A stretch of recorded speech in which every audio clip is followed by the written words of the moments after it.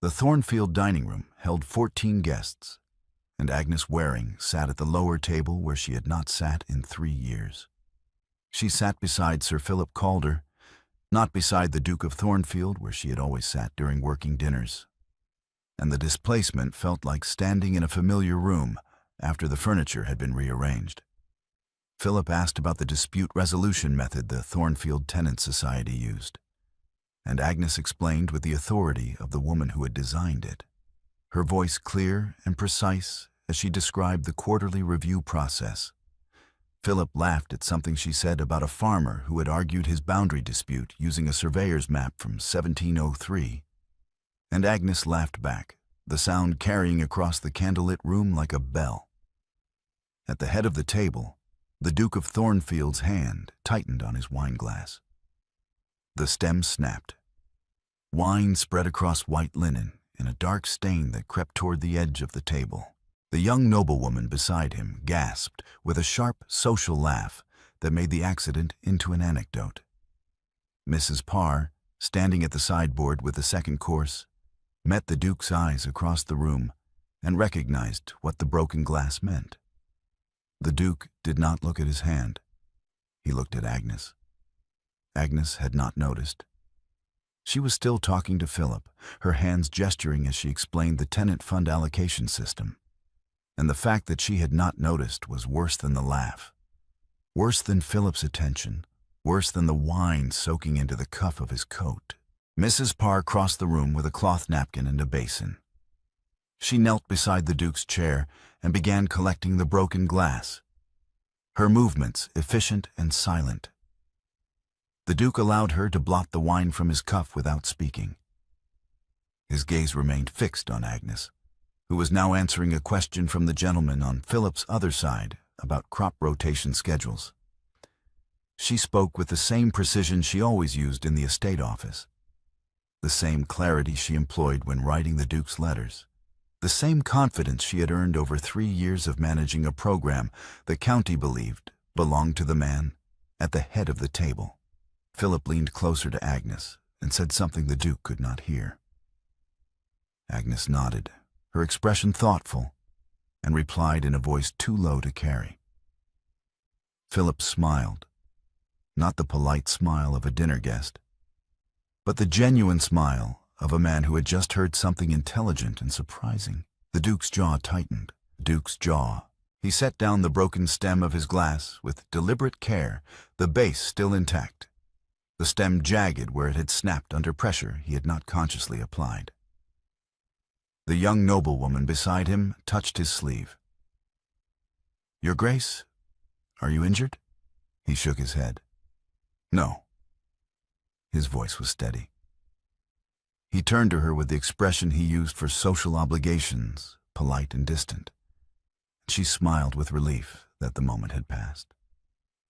The Duke returned his attention to his plate, but he did not eat. He watched Agnes from the corner of his eye, watched the way she gestured when she spoke, the way Philip listened with the attention of a man who genuinely wanted to hear what she had to say, the way the other guests at the lower table had begun to lean in, drawn by the authority in her voice. Mrs. Parr returned to the sideboard with the basin of broken glass. She caught the eye of the footman and gestured toward the Duke's wine glass, and the footman brought a replacement. The Duke accepted it without acknowledgement. He lifted the glass, but did not drink. His hand was steady. The glass did not break, but his gaze remained on Agnes, and Mrs. Parr, who had served the Thornfield estate for 30 years, recognized the look of a man who had just realized he had lost something he had assumed was permanent. The dinner continued. The second course was served, then the third. Agnes remained at the lower table, engaged in conversation with Philip and the 2 tenant representatives who had been invited as a gesture of the Duke's commitment to reform. The tenant representatives spoke to Agnes with the ease of men who had worked with her before, who knew her as the woman who read their petitions and drafted the responses, who organized the quarterly dinners and resolved disputes that might otherwise have festered into lawsuits. They did not speak to the Duke with the same ease. They spoke to him with deference, with the careful formality of men addressing a superior whose goodwill determined their livelihoods. Philip asked one of the tenant representatives about the new drainage system on the western fields, and the man replied that Mrs. Waring had suggested the modification after reviewing the soil reports. Philip turned to Agnes. "You reviewed the soil reports yourself?" She nodded. "Yes. The original proposal would have drained the lower field too quickly. The soil composition required a slower dispersal rate." Philip nodded slowly, his expression thoughtful. "And the estate engineer agreed with your assessment?"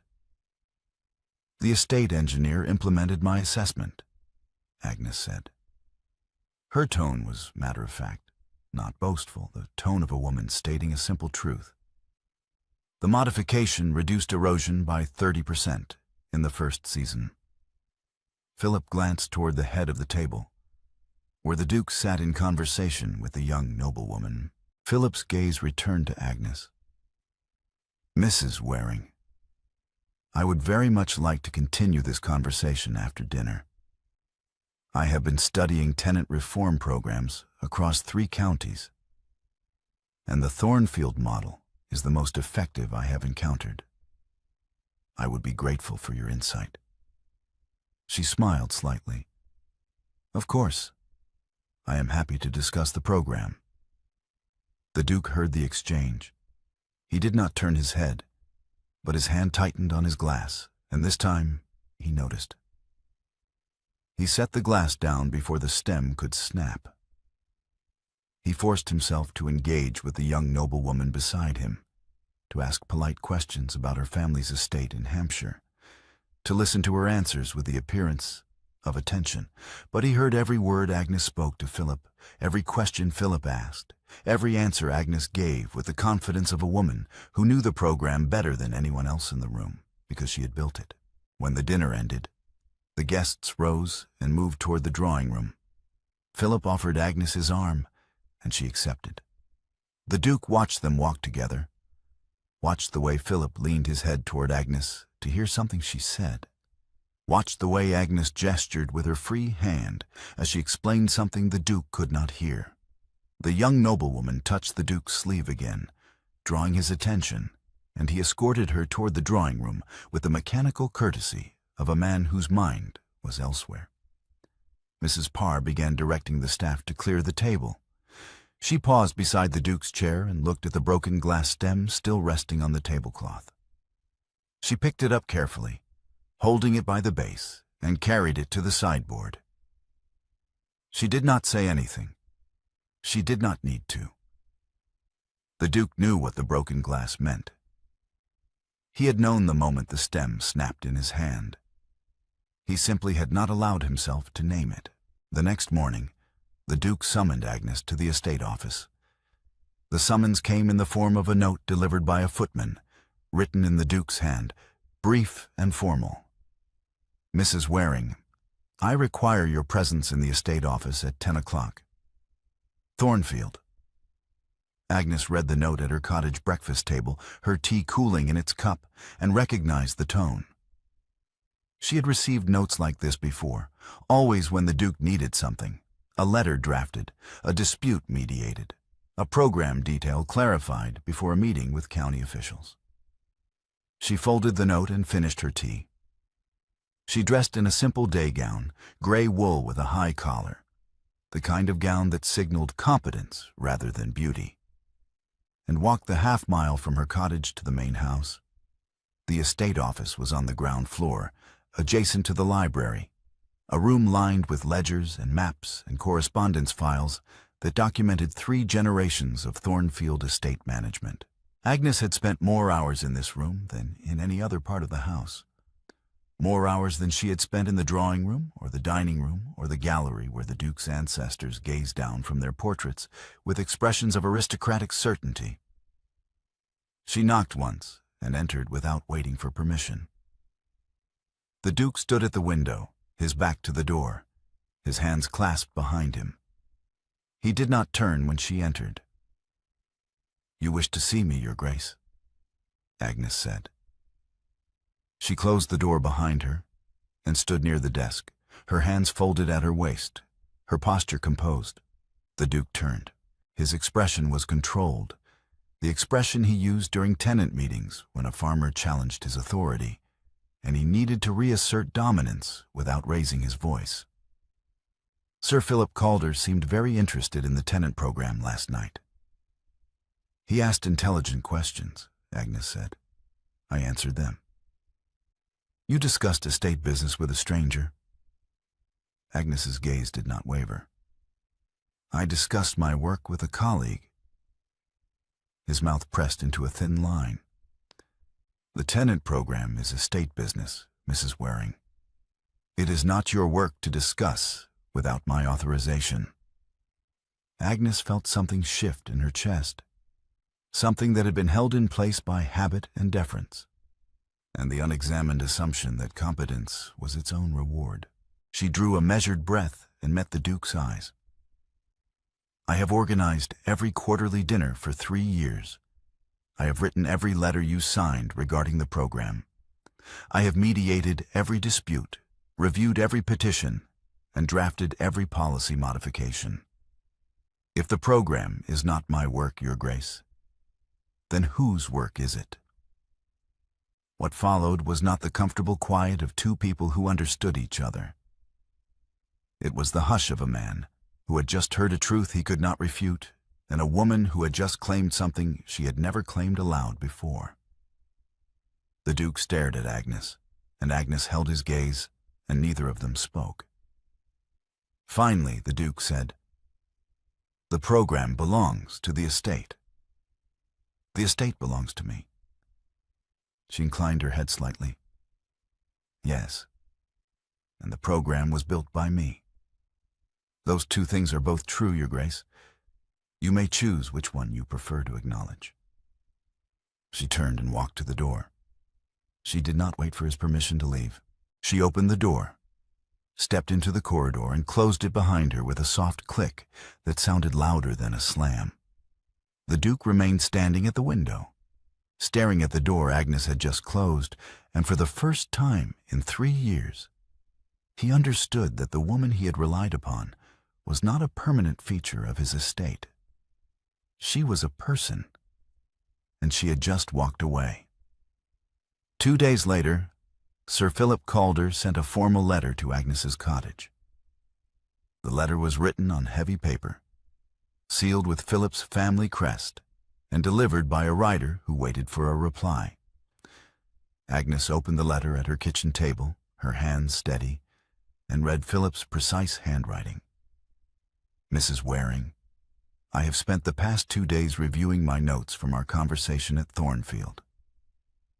The tenant program you have developed is the most comprehensive and effective model I have encountered in my study of estate reform. I am writing to invite you to consult on the establishment of a similar program on my Dorset estate.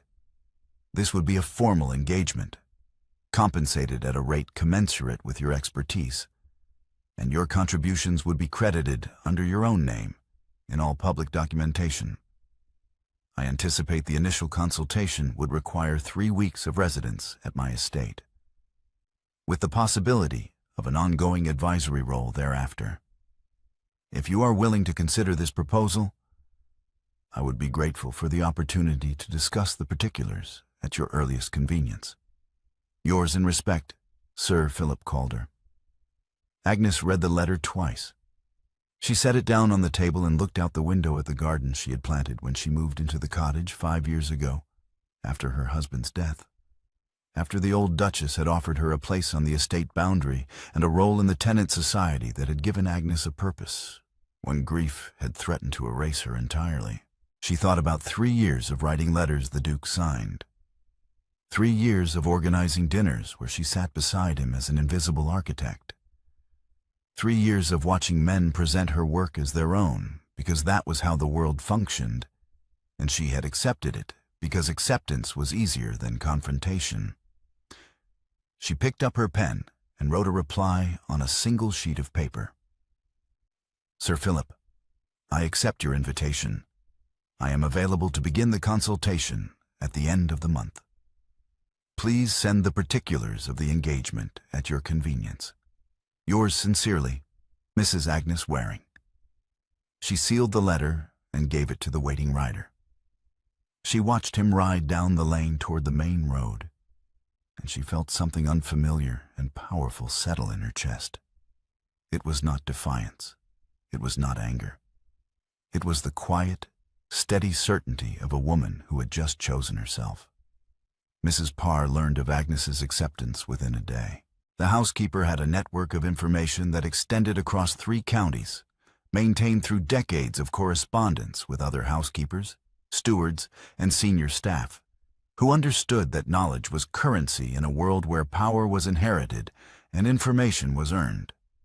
Mrs. Parr brought the news to the Duke in the estate office that evening, entering without knocking because she had served the Thornfield family since the Duke was a boy, and had earned the privilege of familiarity. Mrs. Waring has accepted Sir Philip's invitation, Mrs. Parr said. She did not soften the statement with preamble or apology. She stood in front of the desk where the Duke was reviewing correspondence and delivered the information as fact. The Duke looked up. What invitation?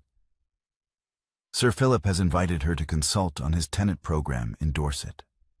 3 weeks, compensated, with her name on the work. She accepted this afternoon. The Duke set down his pen. His expression did not change, but his hand remained on the desk, fingers curled against the wood. She accepted. Mrs. Parr nodded. Yes, Your Grace. When does she leave? End of the month. The Duke gave a slow nod. He picked up his pen again and returned his attention to the letter in front of him, a petition from a tenant regarding timber rights that he had read 3 times without absorbing a single word. Mrs. Parr remained standing in front of the desk, her hands folded at her waist, her gaze steady. Will that be all, Your Grace? She asked. He did not look up. Yes. Mrs. Parr turned to leave, then paused at the door. Your Grace, if I may. The Duke looked up. Mrs. Waring is a woman of considerable competence, Mrs. Parr said. She has given this estate 3 years of work that would have cost you 10 times her widow's jointure if you had hired a steward to do the same. Sir Philip is offering her something you have not. And what is that? The Duke asked.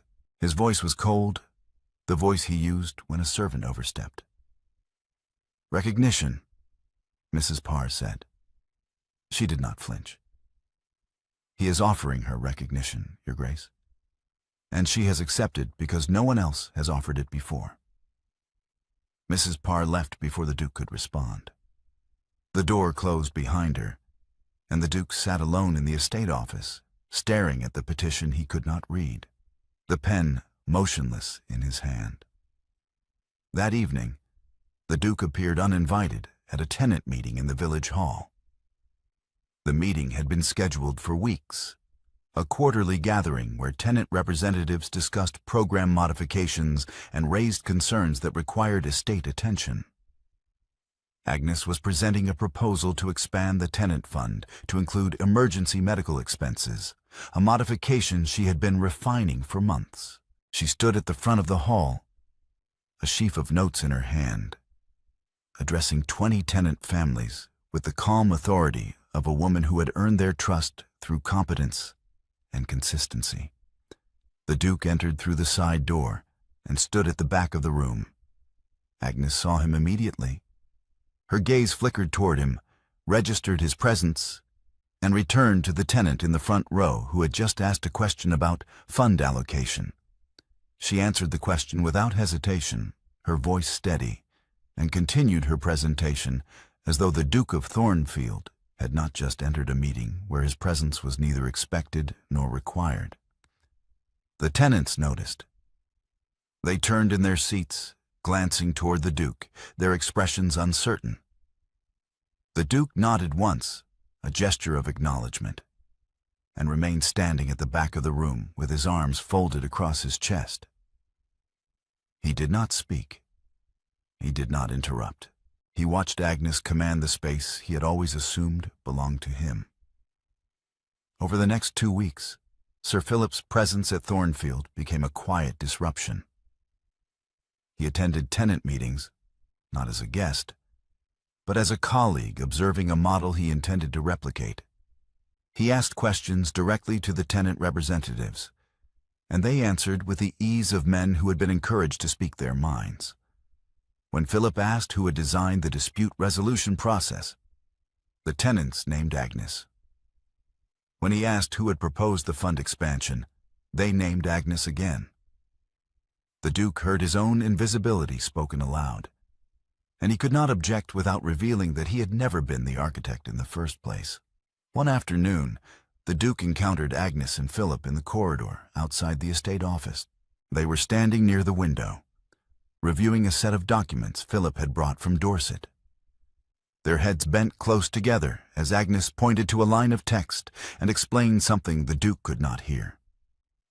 The Duke approached with deliberate footsteps, his boots loud on the stone floor, and both Agnes and Philip looked up. "Mrs. Waring," the Duke said, "you are needed in the drawing room." Agnes looked at him with an expression of polite inquiry. "For what purpose, Your Grace?" The Duke had not prepared an answer. He had invented the need in the moment, driven by the sight of Agnes standing close to Philip, speaking with the ease of two colleagues who respected each other's expertise. "Lady Ashford is calling," he said. "She wished to speak with you regarding the charity auction." Agnes's expression did not change, but something flickered in her eyes, a recognition that the Duke was lying and that she knew he was lying. "Lady Ashford sent her regrets yesterday," Agnes said quietly. "She will not be calling this week." His shoulders stiffened. Philip glanced between them, his expression carefully neutral, and stepped back from the window. "I should return to my rooms," Philip said. "Mrs. Waring, thank you for your time. I will review these notes and send my questions in writing." She nodded. "Of course." She handed the documents back to Philip, and he left the corridor with a polite nod to the Duke. Agnes remained standing by the window, her hands folded at her waist, her gaze steady on the Duke's face. "You are not needed in the drawing room," the Duke said. His voice was low, meant only for her. Agnes met his eyes. "I know." "Then why did you correct me?" "Because you were not being truthful, Your Grace, and I will not pretend otherwise to spare your discomfort." The Duke stared at her, and Agnes held his gaze without flinching. The air between them grew taut, stretched thin, until the Duke turned and walked away, without another word. Agnes remained by the window, her hands steady, her heart beating hard against her ribs. 3 days later, the Duke attended a working session in the estate office, where Agnes was meeting with 2 tenant representatives to finalize the fund expansion proposal. The Duke had not been invited. He entered the room as the meeting was beginning, took a seat near the door, and said nothing. Agnes glanced at him once, registered his presence, and continued the meeting as though he were not there. One of the tenant representatives, a man named Thorne who farmed the northern fields, raised a concern about the proposed contribution rate. "Some of the smaller tenants are worried the increase will strain their margins," Thorne said. "They support the expansion, but they need assurance the rate will not rise again next year." Agnes inclined her head. "The rate is fixed for 3 years. That commitment is written into the proposal. If costs exceed projections, the estate will cover the shortfall, not the tenants." Thorne looked toward the Duke. "Is that acceptable to His Grace?"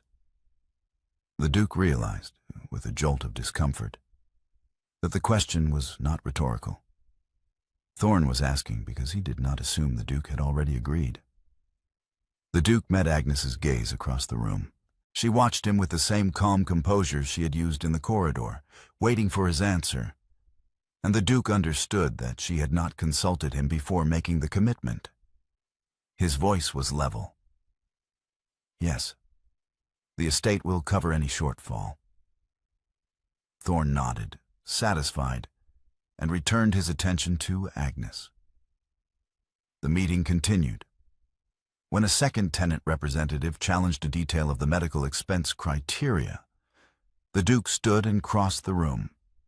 He stopped behind Agnes's chair and placed his hand at the small of her back, a gesture of support that was also a public claim. Agnes stiffened slightly, but did not pull away. She answered the tenant's question with the same precision she always used, and the meeting concluded with the proposal approved. After the tenants left, Agnes remained seated at the desk, reviewing her notes. The Duke stood behind her chair, his hand still resting lightly at her back. Agnes set down her pen and turned her head to look at him. You did not need to do that," she said quietly. He held her gaze. "I know." Agnes stood, stepping away from his hand, and gathered her notes into a folder. "The proposal is complete. I will have the final draft ready for your signature by the end of the week." "Agnes," the Duke said. Her name sounded strange in his mouth, unfamiliar after 3 years of calling her Mrs. Waring in every context, public and private. She looked at him, waiting. "Do not go to Dorset," the Duke said. Agnes's expression did not change. "Why not?" The Duke could not answer. He did not have the words for what he felt, did not have the language to explain why the thought of Agnes leaving made his chest tighten with something that felt like panic. He stared at her, and Agnes held his gaze for a long moment before turning away. "I leave at the end of the month," she said. She walked to the door, paused with her hand on the frame, and glanced back at him. "You have 2 weeks to determine why you want me to stay, Your Grace. I suggest you use them." She left. The Duke remained standing in the estate office, alone, staring at the door she had just closed. The annual report was due in 10 days. The report was a formal document presented to the County Council each year, summarizing the Thornfield Tenant Program's activities, finances, and outcomes. For 3 years, the report had been written by Agnes and signed by the Duke, with a title page that listed the Duke of Thornfield as the program's director and architect.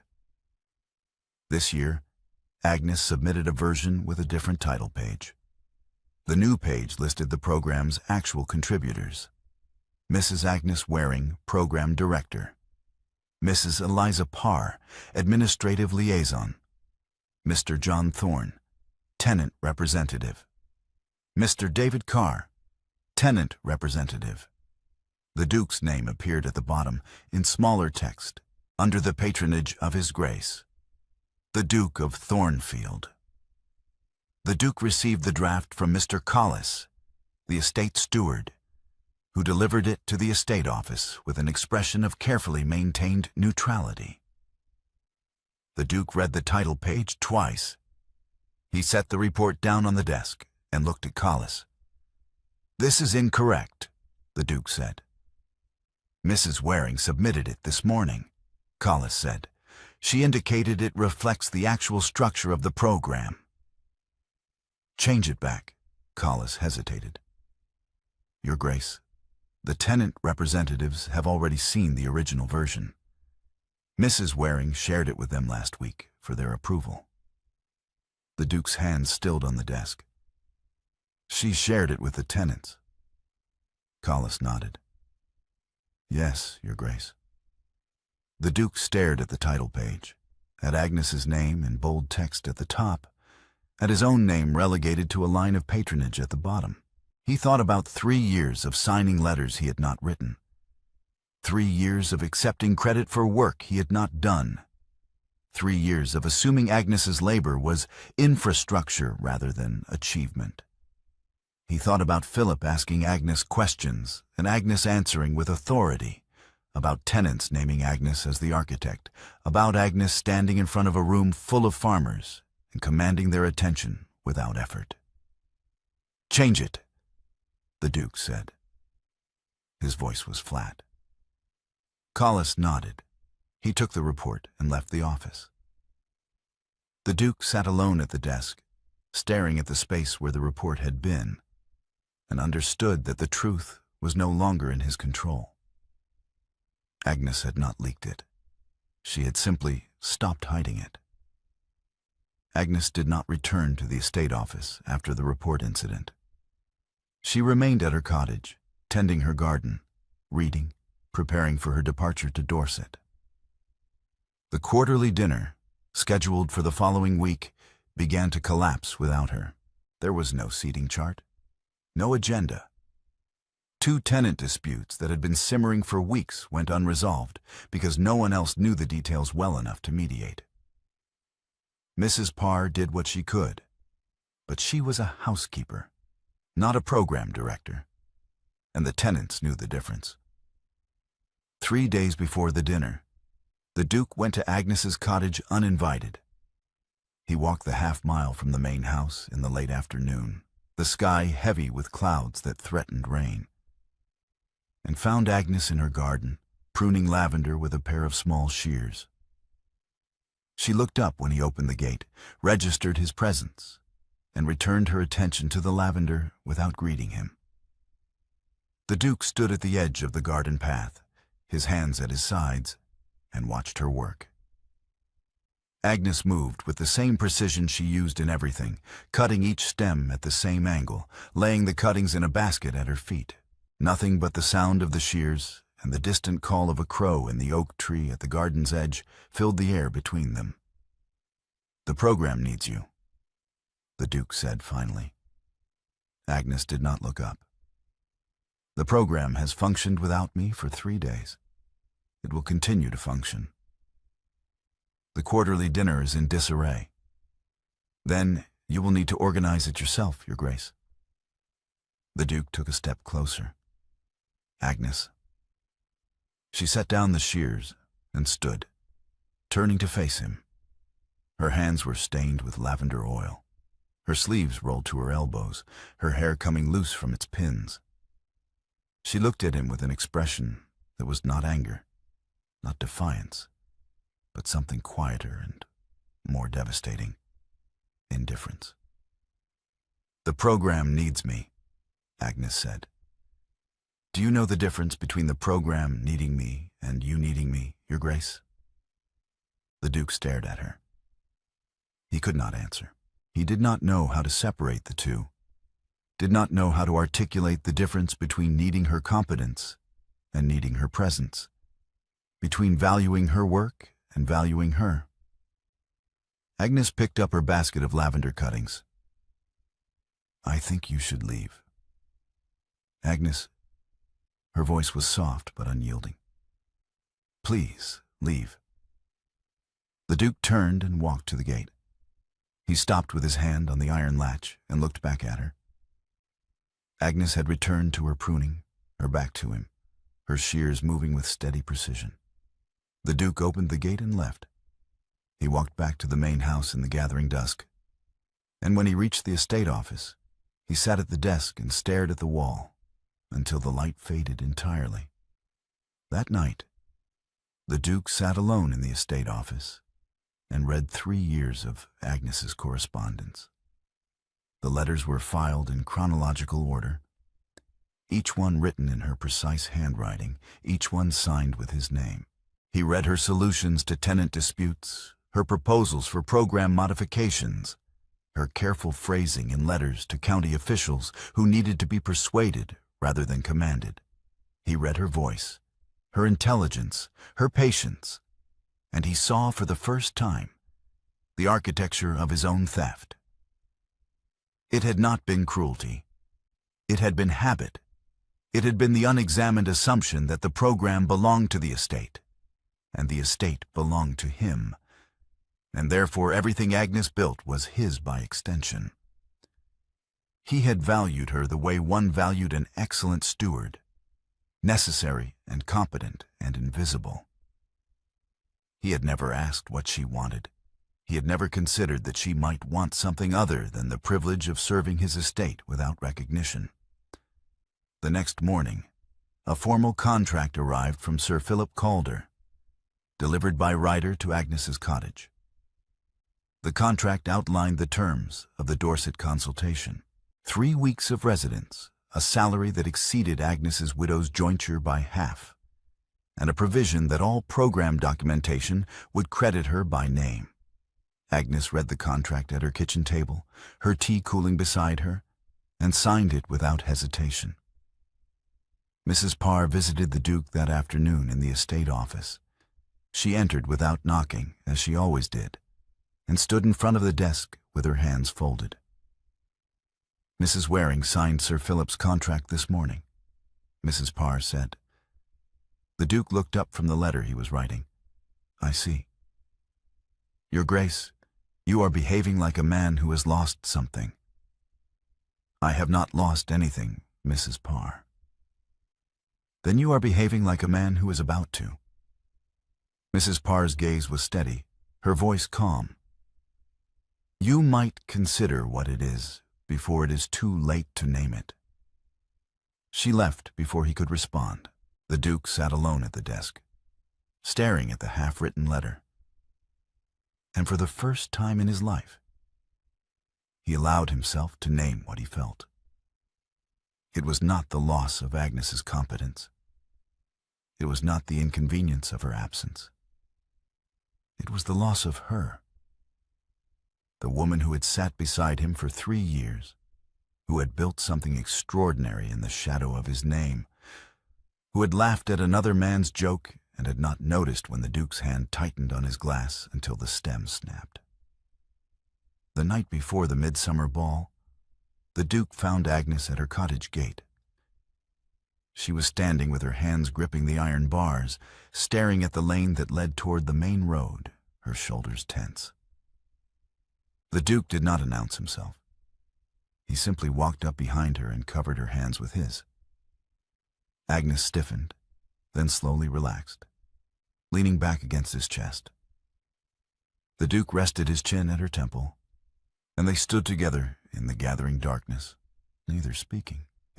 Agnes's hand stopped trembling beneath his. After a long moment, Agnes said quietly, "What are you doing here?" "I do not know," the Duke said. His voice was low, meant only for her. "I only know I could not stay away." Agnes turned in his arms, stepping back so she could see his face. "You have 2 days to decide what you want, Your Grace. After that, I leave for Dorset." "I know what I want," the Duke said. "Do you?" Agnes's gaze searched his face. "Or do you only know what you are about to lose?" The Duke could not answer. Agnes stepped away, out of his arms, and walked back to her cottage. She did not look back. The Duke remained standing at the gate, his hands gripping the iron where hers had been, and watched the light in her window until it went dark. The midsummer ball was the largest social event of the Thornfield calendar, an annual gathering that drew 300 guests from across the county. The ballroom was lit with 1,000 candles, the tables draped in white linen, the air thick with the scent of roses and the hum of conversation. Agnes arrived in a gown of deep blue silk, her hair pinned in an elegant twist, and stood near the terrace doors with a glass of wine she did not drink. Philip found her within minutes, offering his arm and his steady, uncomplicated presence. "You look well, Mrs. Waring," Philip said. She smiled faintly. "Thank you." She allowed him to lead her toward the center of the room where other guests were gathering. The Duke stood at the far end of the ballroom, near the musicians' platform, holding a sheaf of papers bound in leather. He had not danced. He had not greeted his guests with the usual warmth. He had stood alone, watching Agnes move through the room with Philip at her side. And he had made a decision. At 9:30, the Duke stepped onto the musicians' platform and raised his hand. The music stopped. The guests turned toward him, their conversations fading into expectant silence. The Duke looked across the room and found Agnes standing near the terrace doors, Philip beside her, her expression carefully composed. "Ladies and gentlemen," the Duke said. His voice carried across the ballroom, steady and clear. "I have an announcement regarding the Thornfield tenant program."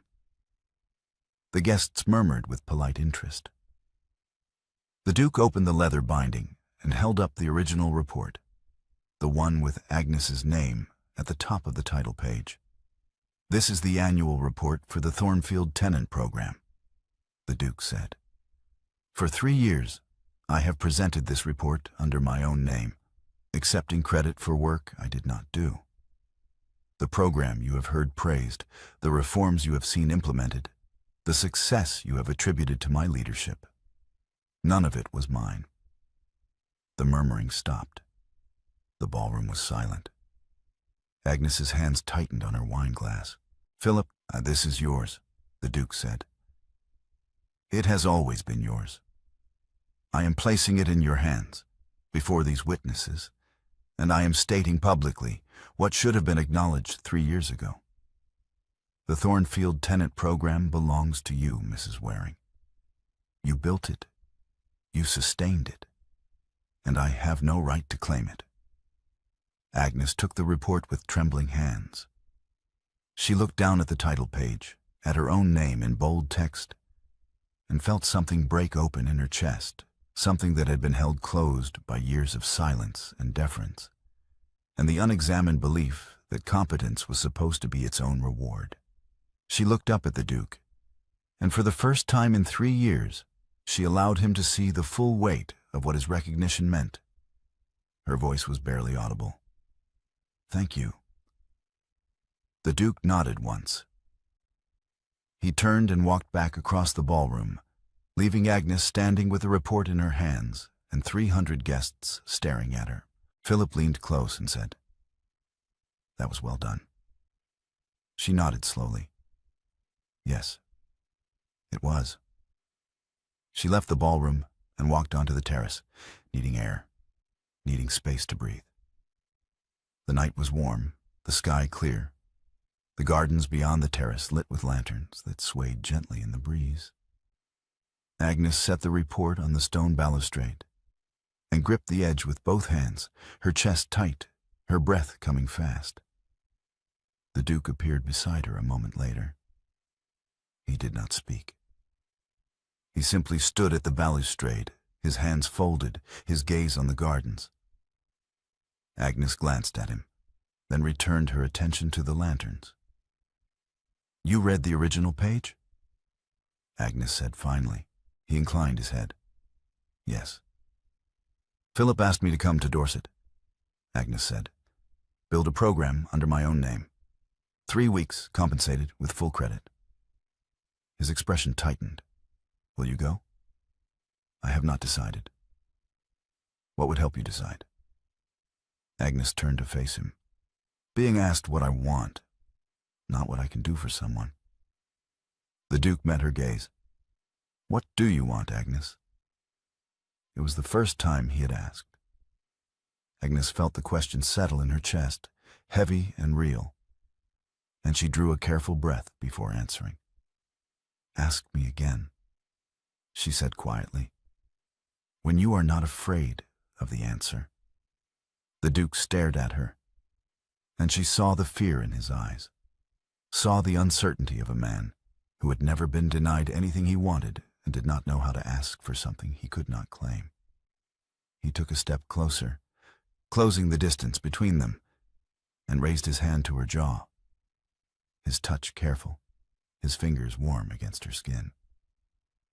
"I am afraid," the Duke said. His voice was low, rough with emotion. "I am asking anyway." Agnes closed the distance.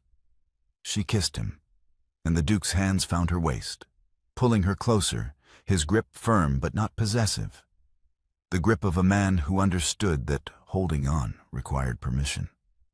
Agnes's hands rose to his shoulders, and she kissed him with the full weight of 3 years of silence and competence, and the quiet, unspoken hope that someday someone would ask what she wanted, instead of what she could give.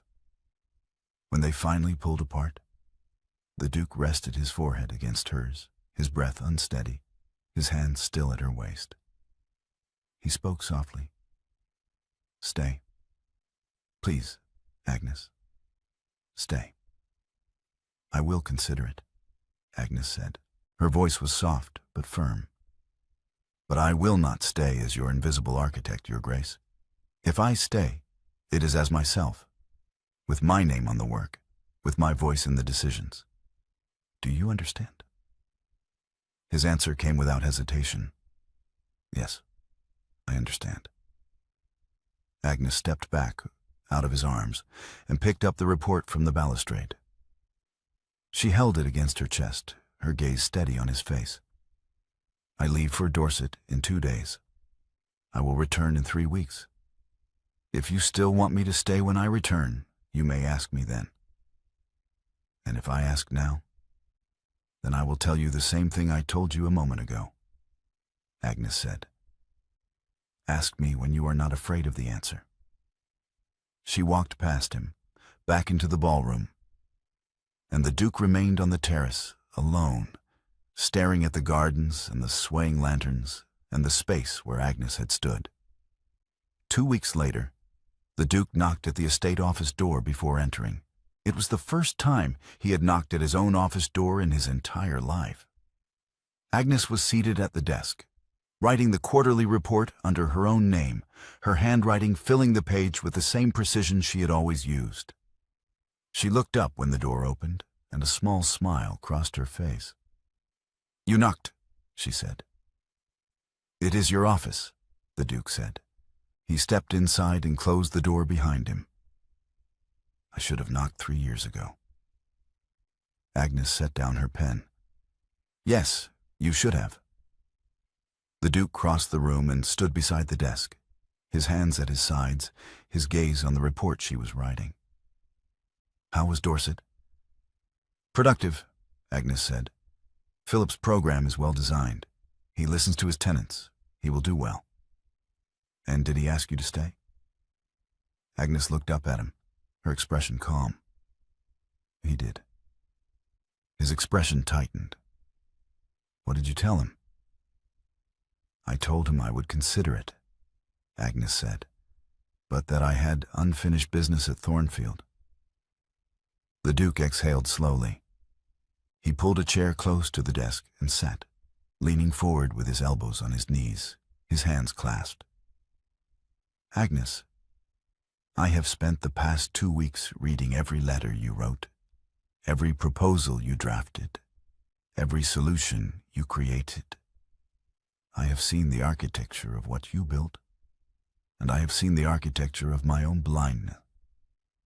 I do not have the words to apologize for 3 years of taking credit for your work. But I am asking, not assuming, not claiming, I am asking if you will stay. Not as my steward, not as my invisible architect, as my partner. In the program, and in everything else." Agnes was silent for a long moment. She looked at the report on the desk, and at her name written at the top in bold letters. And then she looked at the Duke. "If I stay," she said slowly, "the program keeps my name." His response was immediate. "Yes." "And I make the decisions regarding program policy." "Yes." "And if we disagree, we discuss it as equals, not as patron and subordinate." "Yes." Agnes leaned back in her chair, her gaze searching his face.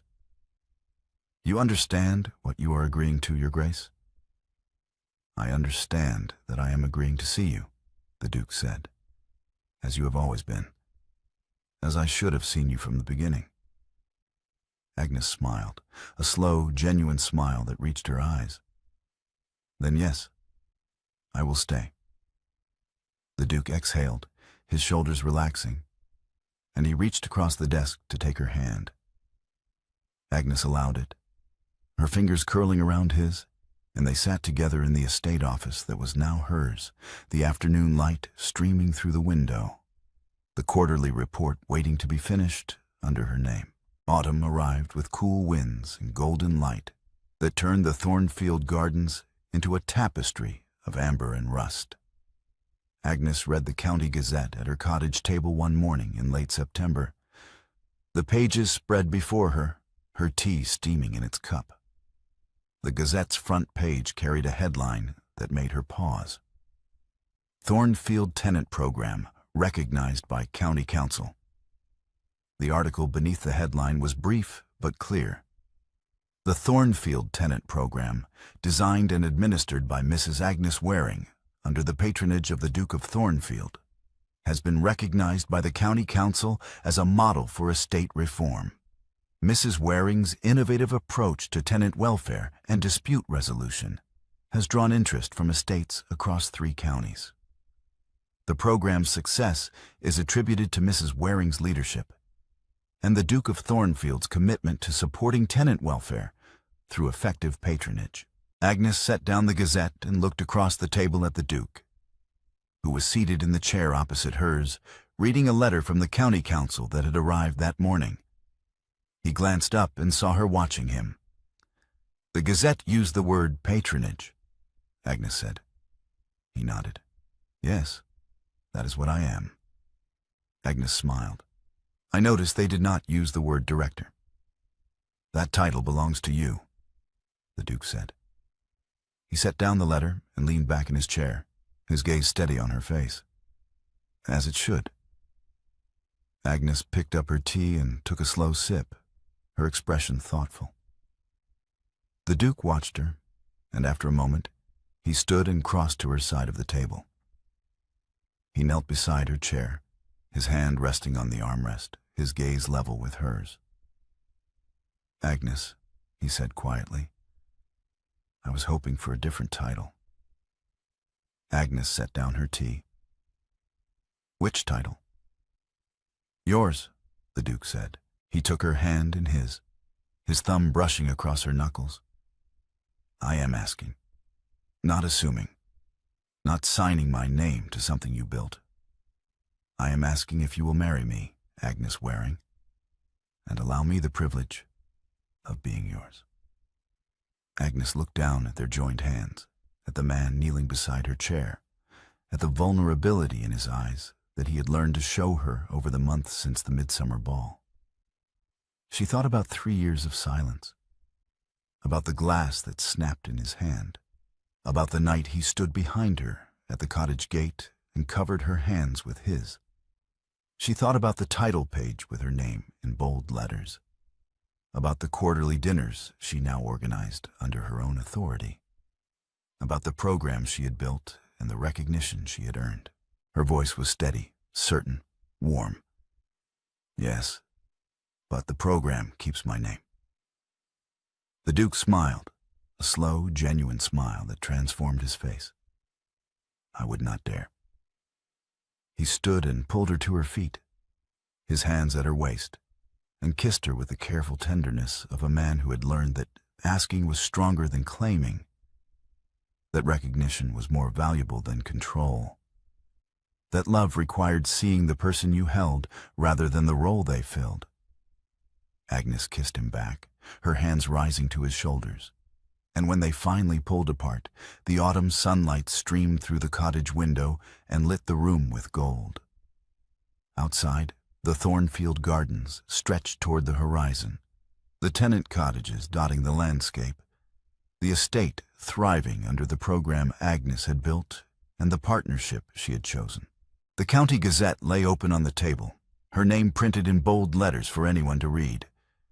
And the Duke of Thornfield stood in her cottage, in her space, asking to be hers. Agnes had spent her entire life being competent for other people's benefit.